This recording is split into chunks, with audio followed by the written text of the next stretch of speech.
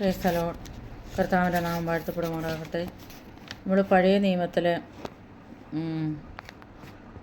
ഇന്ന് നമ്മൾ നോക്കാൻ പോകുന്നത് പഴയ നിയമത്തിലെ കർത്താവ്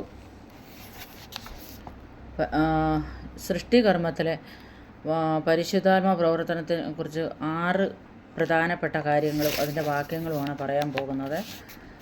1 ഉൽപ്പത്തി 1:2 ദൈവത്തിൻ്റെ ആത്മാവ് വെള്ളത്തിന്മീതെ പരിവർത്തിച്ചു കൊണ്ടിരുന്നു. 2 ഇയ്യോബ് 26:13 അവൻ്റെ ശ്വാസത്താൽ ആകാശവും ശോഭിച്ചിരിക്കുന്നു, അല്ലെങ്കിൽ അവൻ്റെ ആത്മാവിനാൽ. ഇയ്യോബ് 27:3 ദൈവത്തിൻ്റെ ശ്വാസം എൻ്റെ മൂക്കിലുമുണ്ടല്ലോ. ഇയ്യോബ് 33:4 ദൈവത്തിൻ്റെ ആത്മാവ് എന്നെ സൃഷ്ടിച്ചു. സങ്കീർത്തനം 33:6 അവൻ്റെ വായിലെ ശ്വാസത്താൽ ആകാശത്തിലെ സകല സൈന്യവും ഉളവായി. സങ്കീർത്തനം 104:30 നീ നിൻ്റെ ശ്വാസം അയക്കുമ്പോൾ അവ സൃഷ്ടിക്കപ്പെടുന്നു. ചില ഭാഗങ്ങളിൽ നമുക്ക് റൂഹ എന്നൊക്കെ അല്ലെങ്കിൽ ആത്മാവിനെക്കുറിച്ച് നമുക്ക് കാണാൻ കഴിയുന്നുണ്ട്. ചില ഭാഗങ്ങളിലൊക്കെ ശ്വാസം അല്ലെങ്കിൽ കാറ്റെന്ന് കാണാൻ കഴിയുന്നുണ്ട്.